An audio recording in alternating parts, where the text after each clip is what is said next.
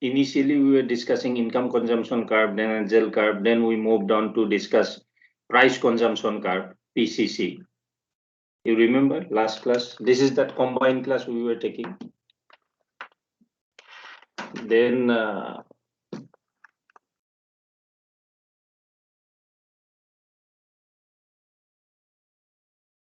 we were discussing here PCC, price consumption curve. Then we also show that different economists already established that price effect is a combination of income effect and substitution effect. Okay. Now here we basically discuss, so we are trying to simply disaggregate it. Price effect means this X1, X2, we will just try to disaggregate it following Hicksian and Slutsky's approach. So what is happening in Hicksian and Slutsky's approach? Like I will start initially with Hicksian approach.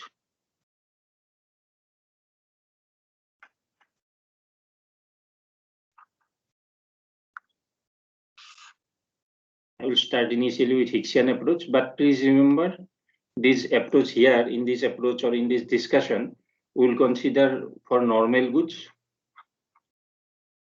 Then we may consider for decrease in price and increase in price also for normal goods. Okay. For normal good and for decrease or increase in price. For decrease in price. Initially we are considering for decrease in price, normal good means what I mean to say.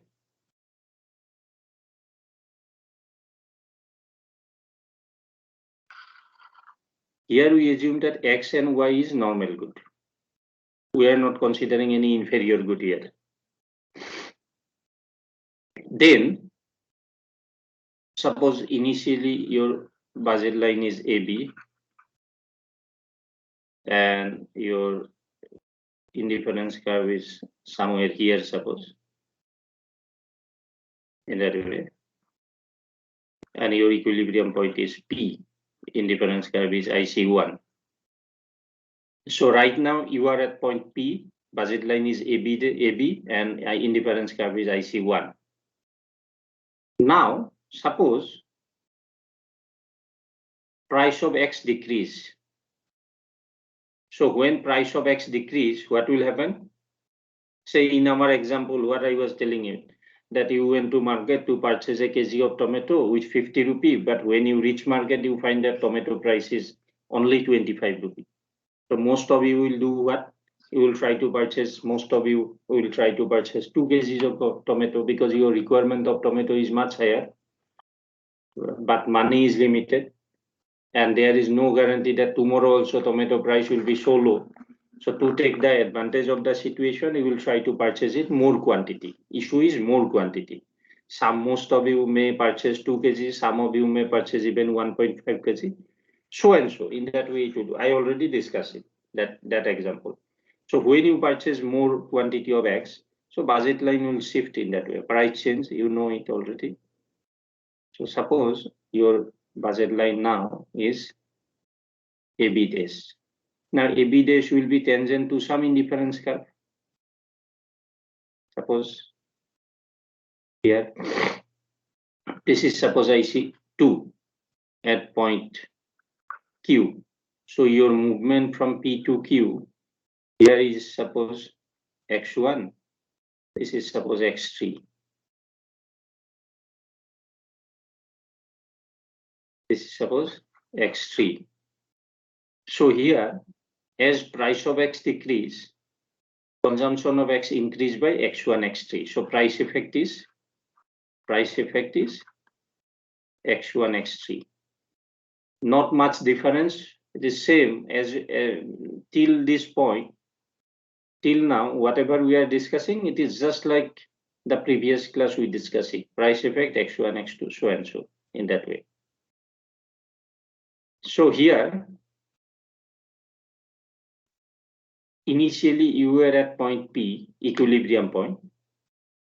Then as price of X decrease, your equilibrium point change, you move from P to Q.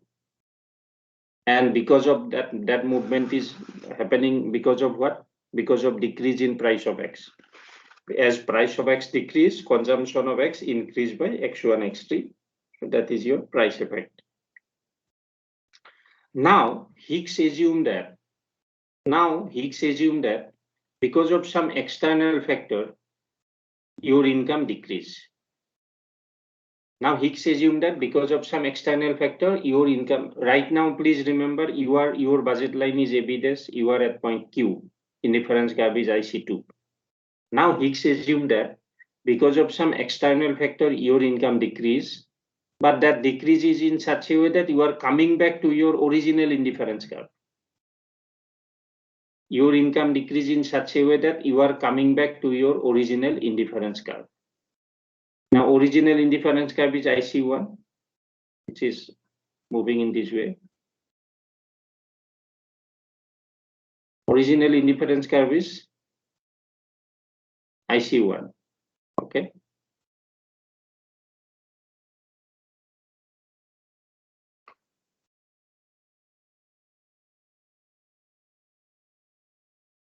Original indifference curve is IC1. And so Higgs assumed that because of, suppose government impose some say your income tax on your income. So when government impose income tax on your income decrease. But Higgs assumed that your income decrease in such a way that you are coming back to your original indifference curve. You are coming back to your original indifference curve. So what I am doing it here, to fulfill that one, his assumption, I have to draw an budget line, new budget line, because right now your budget line is AB dash, you are at point Q. To fulfill that one, because all other things are at certain level, only income decrease, then budget line will move parallelly.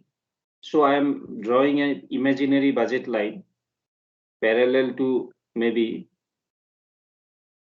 parallel to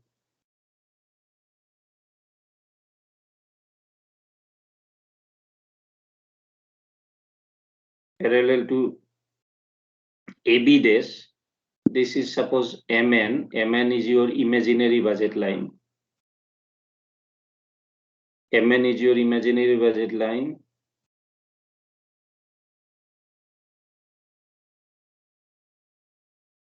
Parallel to AB dash, but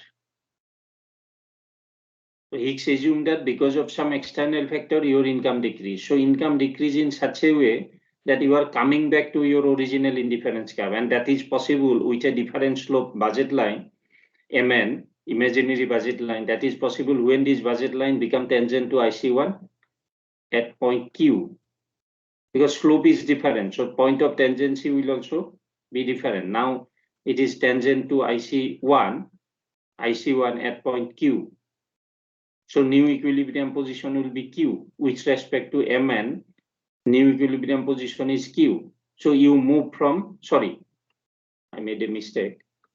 I am better not to give it Q, better term it as R, because Q is already mentioned it here. Q is already here, so it is R. So new equilibrium point is R. So you move from Q to R. Higgs assumed that because of some external factor, like say extra income tax government impose on your income, so all other things are at certain level, only income decrease. So you move from, and your income decrease in such a way that you are coming back to your original indifference curve. And coming back to your original indifference curve means,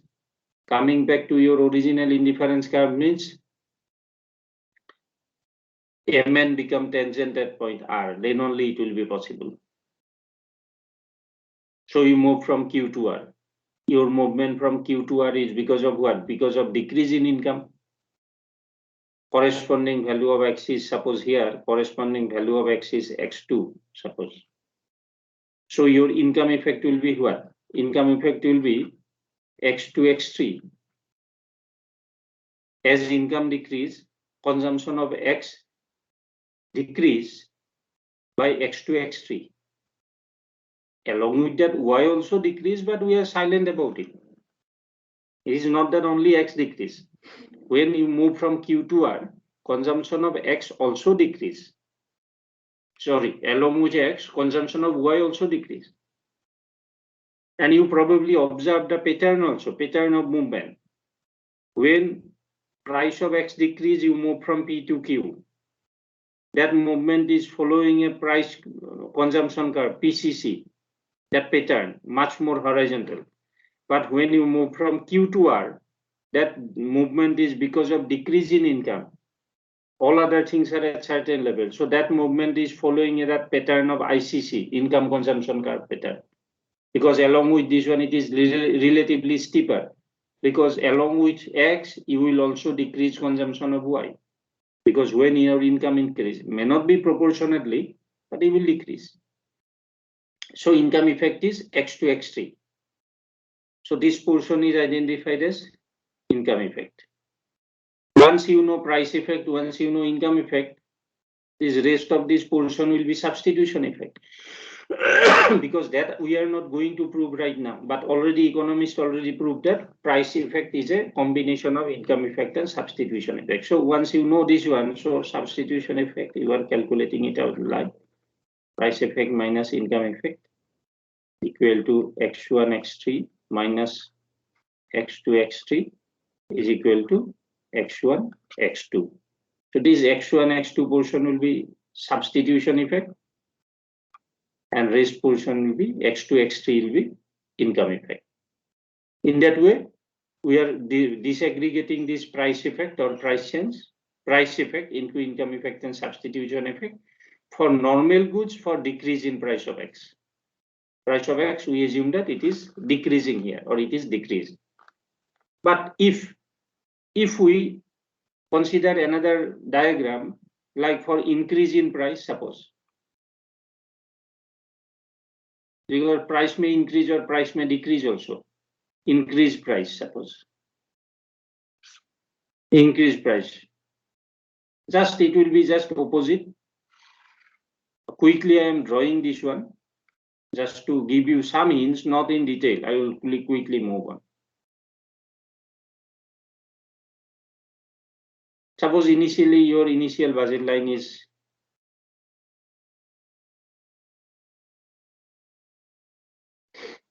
AB.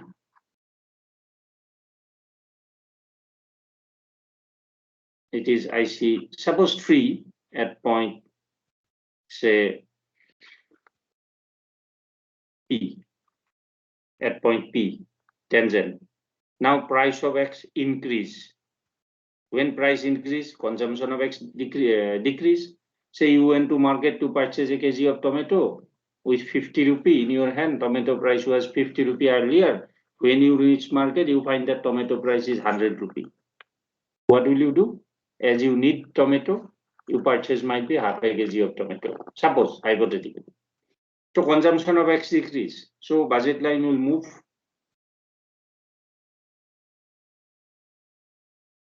in this way. Suppose budget line moved here now. A-B test. So it will be, and your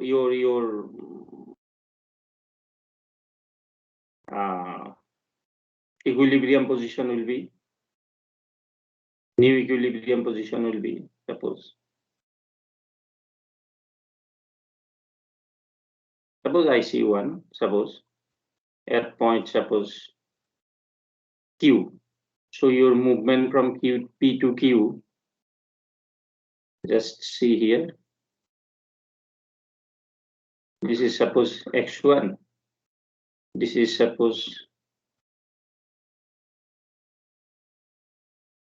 X3. Okay. So your price effect here is X1, X3. As price of X increase, consumption of X decrease by X1, X3. Now Hicks assumed that because of some external factor, your income increase, reverse, just the reverse. Because of some external factor, your income increase. Your income increase in such a way that you will go back to your original indifference curve. Means you are right now at point Q, budget line is AB dash, indifference curve is IC1. Because of some external factor, your income increased from here. All other things are at certain level. Means from AB dash, budget line will move parallelly upward.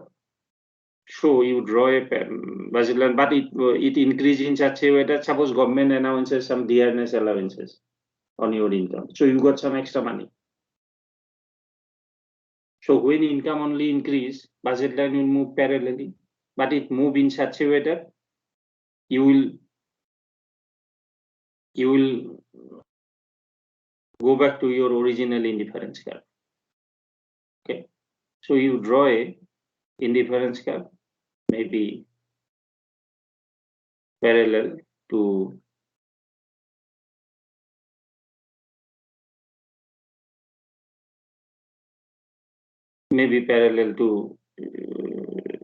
AB dash.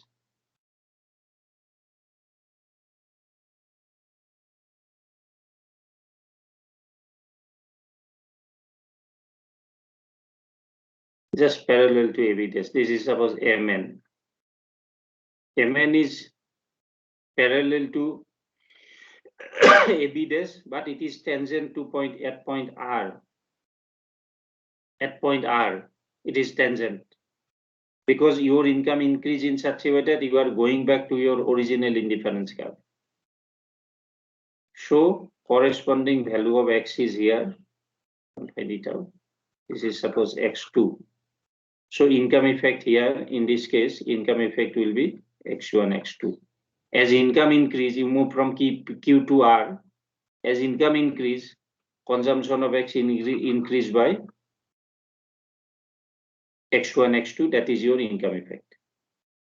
Once you know income effect, substitution effect will be just price effect minus income effect equal to X1, X3 minus X1, X2 is equal to X2, X3.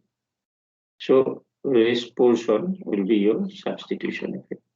This is for increase in price, Axian approach.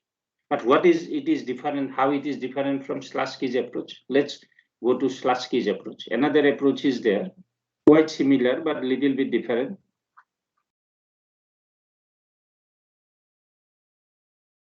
Slutsky's approach. Quickly, or again, for normal good, and say decrease in price.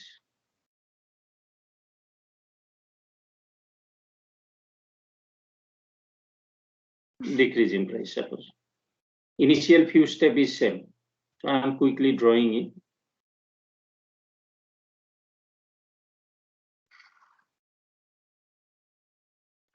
Can you hear me? And can you see the diagram, what I am doing it? Yes, sir. Okay. So budget line is AB dash. Initial few step is same. I said, suppose this is your indifference curve, IC1, equilibrium at point P. So right now you are here. Now, Slutsky also assumed that because of some external factor, your income decrease,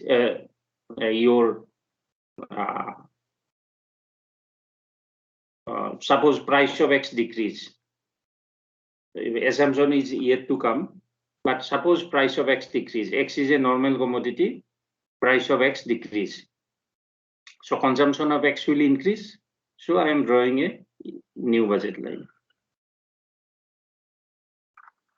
AB dash, it is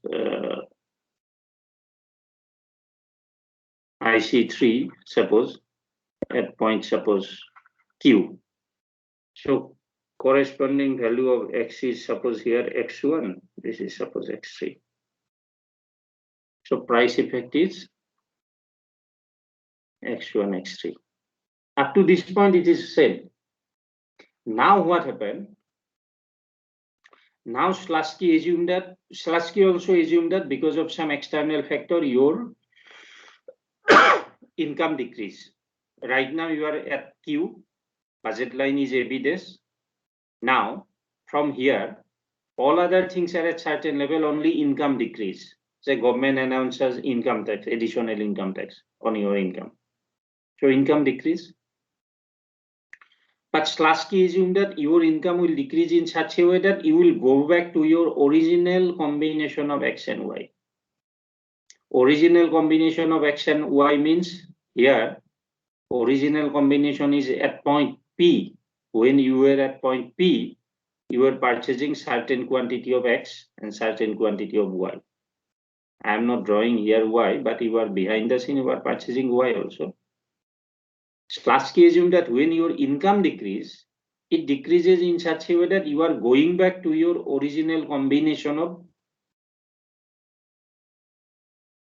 you can go to your original combination of X and Y, means at point P. So definitely you have to have a budget line.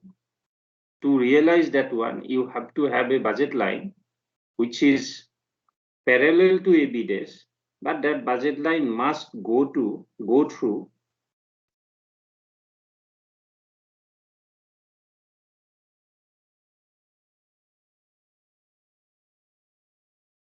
this budget line is going through MN, it is going through P. It's going through P. But please remember, as slope of MN and AB is different, so MN is going through it, P, but it is no more tangent. But with respect to AB, at P, it is tangent. When budget line is AB, with respect to IC1, AB is tangent at point P. So equilibrium position was at point P. But when you, in Slasky's approach, he assumed that because of some external factor, your income decrease in such a way that if you wish, you can purchase original combination of X and Y. If you wish, you can purchase original combination of X and Y. Means this imaginary budget line is going through P, but it is no more tangent to IC1. It is going through IC1 only. But MN is no more tangent at point P. Okay. So definitely MN is going through P. Pardon? Sir, can you repeat what you said in assumption part? Assumption, Slasky assumed that because of some external, right now you are at point P, Q, budget line is AB dash, indifference curve is IC3. Slasky assumed that because of some external factor, your income decrease in such a way that if you wish, you can purchase original combination of X and Y. Means your imaginary budget line will go through P. The moment it go through P, if you wish, you can purchase now because you are fully utilize your budget. If with respect to MN is going through P. If you purchase at P, you can purchase fully. It is utilized. But MN is no more tangent to IC1 at point P. So it is not a equilibrium position for you, for your new budget MN or budget line MN. We will get an equilibrium position at the point of tangency only, but MN is no more tangent to IC1. It is going through P. So if you wish, you can purchase at P, but that is not giving you maximum utility, maximum wellness, maximum welfare. But as you know, in an indifference map, there are n number of indifference curves. So definitely there are some indifference curve in between where MN will be, a particular indifference curve will be there in between where MN will be tangent. So I am drawing an indifference curve.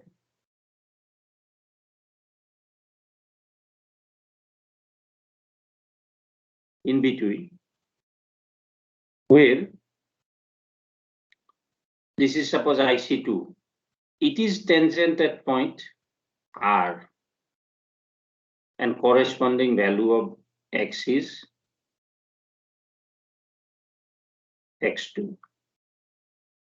So IC2 will be tangent to MN at point R. So R will only give you equilibrium position. You can purchase at P because Slasky assumed that because of some external factor, your income decrease in such a way that if you wish, you can purchase original combination of X and Y. But that is no more giving you equilibrium position because it is no more tangent. But point of equilibrium will be only at point R where IC2, a new indifference curve, is tangent to MN. So that will be your maximum equilibrium, maximum welfare point or maximum utility point under a given budget constraints. We already explained consumer's equilibrium. And corresponding value of X is X2. So in this case, your income effect will be X2, X3, because you move from Q to R. Corresponding value as price of X, as income decrease, your consumption of X decrease, or you move from Q to R, consumption of X decrease by X to X3. This is your income effect. This is happening only because of decrease of your income. Along with X, what I said, even Y also decrease, but we are silent about it. And once you know income effect, price effect, substitution effect is just like previous cases.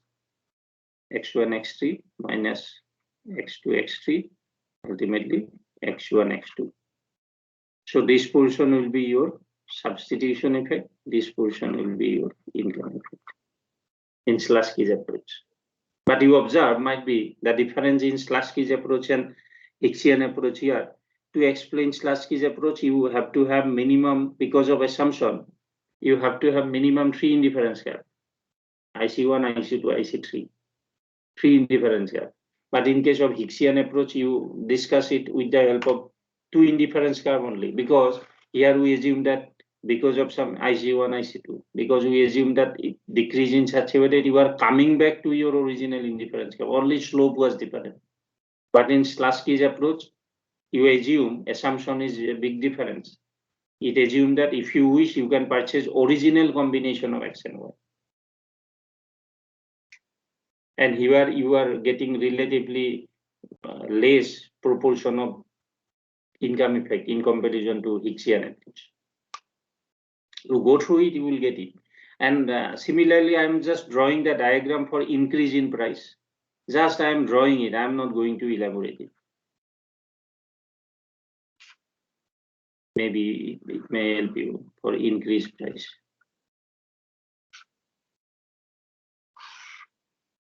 Same way you can do it, maybe.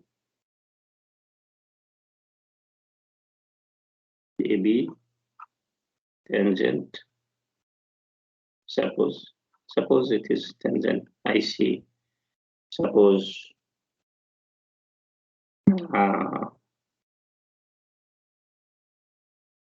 2, suppose IC2, then price of X decrease, AB dash.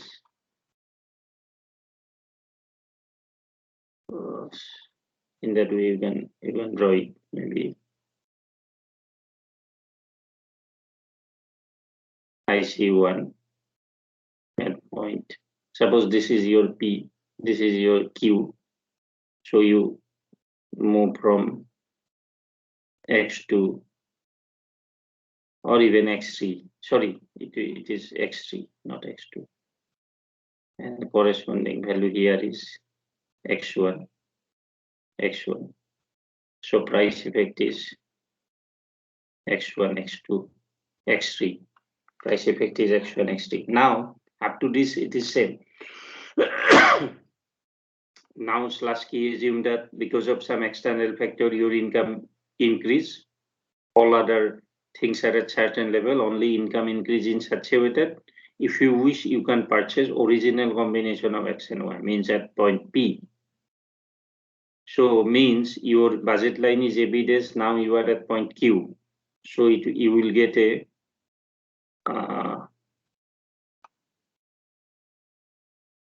earlier it was like this. So you are getting an imaginary budget line.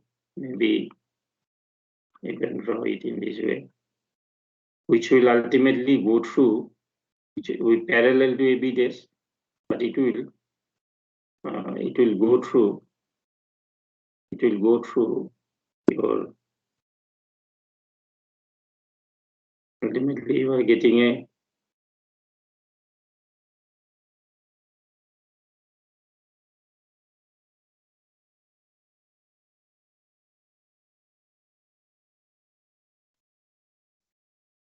imaginary budget line. Suppose MN, it is going through P, and if you wish, you can purchase it. But P is not giving you any more your equilibrium position. So there will be some indifference curve parallel,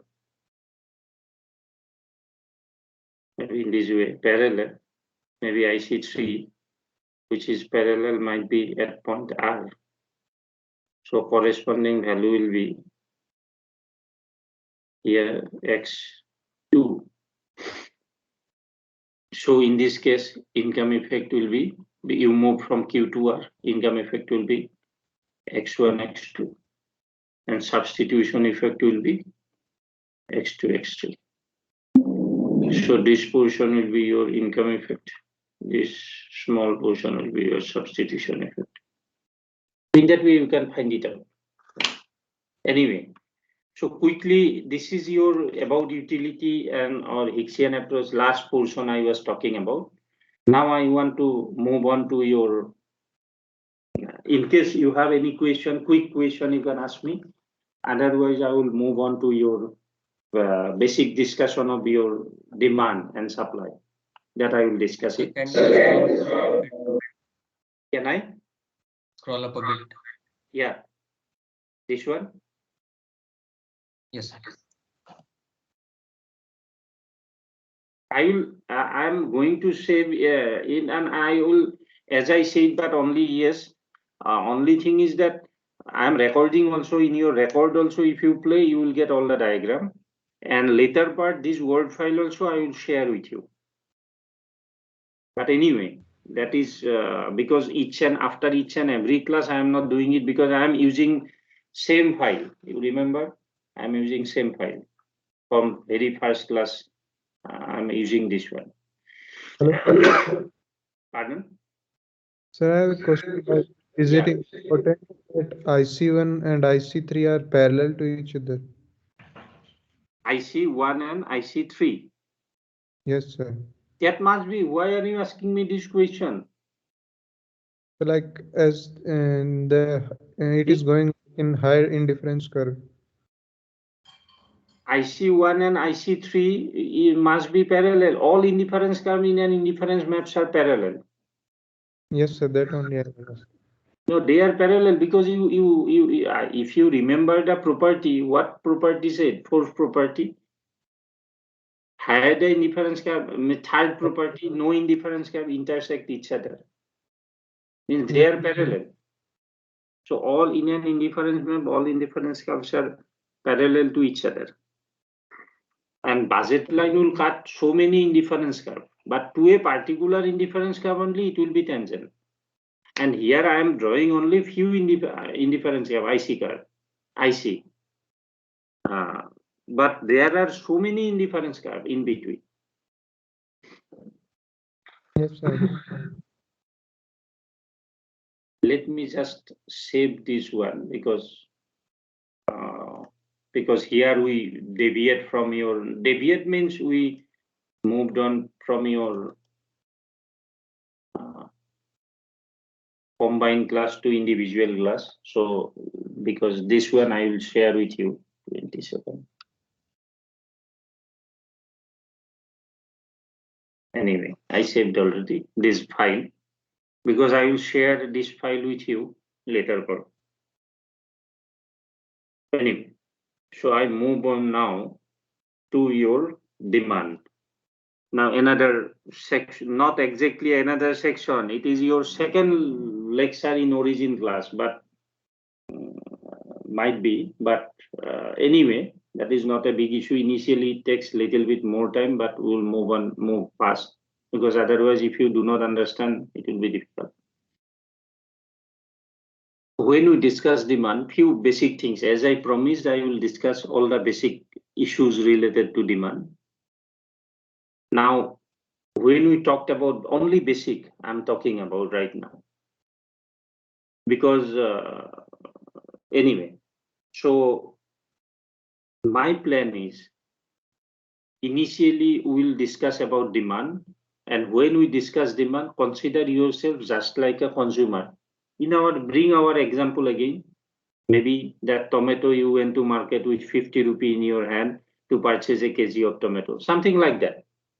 So you are a buyer, you are a consumer, you went to market to purchase something.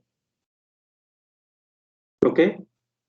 But in case of supply, so initially we'll start our discussion with demand. It will move on. It may take maybe 1 or 2 lectures.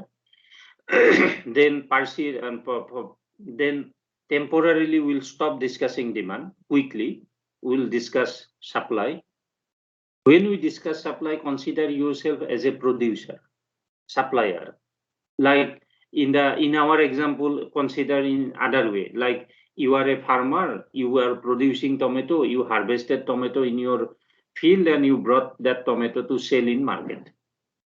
Something like that. So you are a seller, you are a producer. When we talked about supply, if you consider yourself as a seller, things will be much more easier to imagine. Okay. And then again, I will bring both demand and supply together.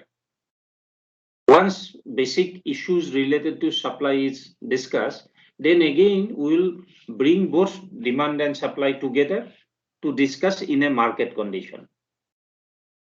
Okay, that when demand and supply both will be there, then accordingly we'll move on to market equilibrium and so and so. That is my plan. Now the case here is when we talk about demand, more or less you also aware. So, and as I said earlier also, that do not hesitate in my class to answer, because do not worry for mistake.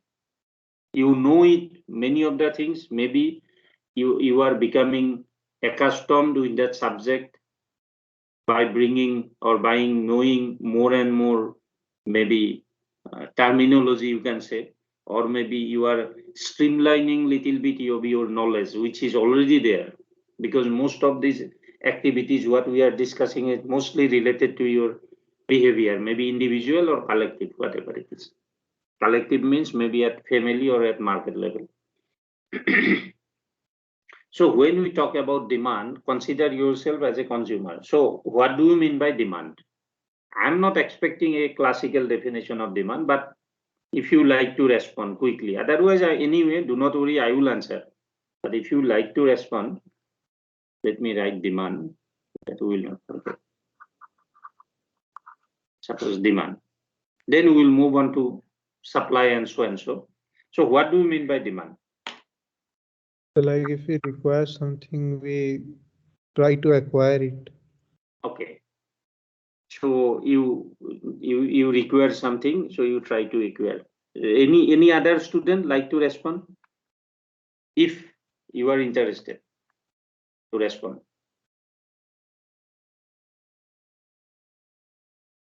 Even if you do not respond, it's fine. But if you like to respond, or are you hearing or not, or you were just sleeping? What?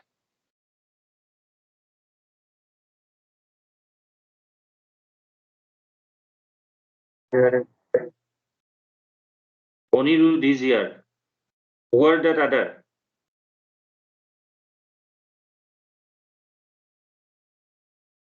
One by one, should I call you or what?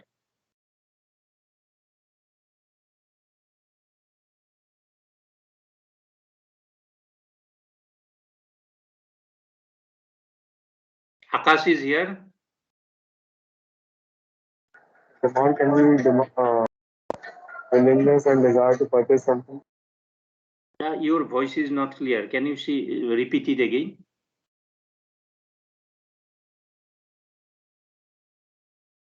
Can you repeat? Anirudh? Willingness and desire to purchase something. Okay, it is a desire for to purchase something. Say, for example, I was giving you that example of tomato, suppose. Again, I am bringing it that same example because with that example also we can explain. So I have a desire to purchase tomato. Because of that, I went to market to purchase tomato. So that desire is there. Will it be simply the demand? You are a buyer. Bring back our example. Things will be much more simple or easier. Supply has to be there. Pardon? Sir, you must have the. Supply has to be. Saurabh was saying something. Might Sir, be. sir, you desire, but you must have the money also to buy that. Exactly. So you have to have the purchasing power. Why are you bringing supply? Supply will come later on. Supply will discuss in when we discuss supply. Suppose we assume that tomato is available there in market. But what Saurabh is saying that he must have some purchasing power or money. That in example itself I mentioned that you have 50 rupee. And so many times I said in different way. So you have desire, you have money. But when you reach market, you find that tomato is very poor quality and so, suppose. It may happen. And so you didn't purchase. That is also possible, one possibility. In this case, you have desire, you have money, but the quality of tomato, in our example, it may be framed in other way also. It's so poor, you decided that no, I will not purchase. So you have money, you have purchasing power, everything, you have desire, but still you are not ready to pay for it. That may be another component.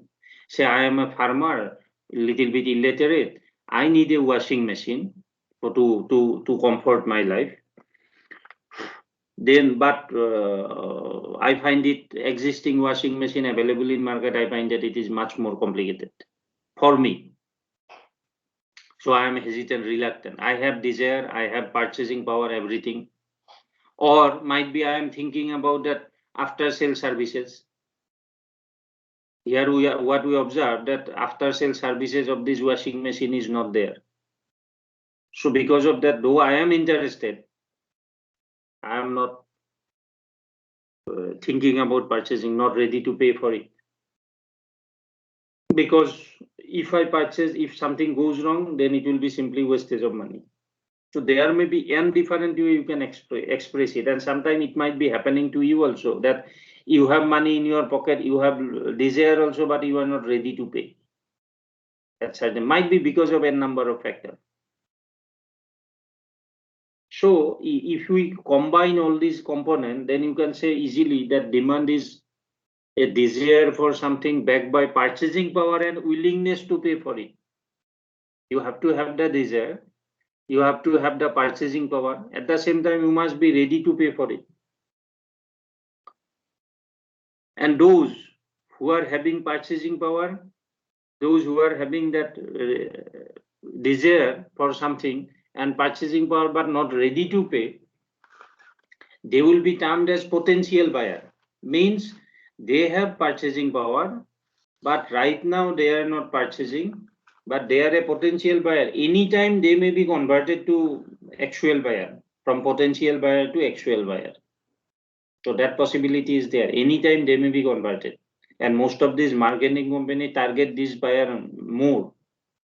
Because those who already purchase, it is purchase after sale services only concern for them. But those who are yet to purchase but have purchasing power, this is a big target for companies. Potential buyer. They are called potential buyer. And if you have simply desire but no purchasing power, it will be your wish. I wish to have a BMW or something like that. Okay, that will be simply your wish. because you do not have purchasing power. So in that way, you can go on. You can go on discussing this one, and definitely we'll discuss this one.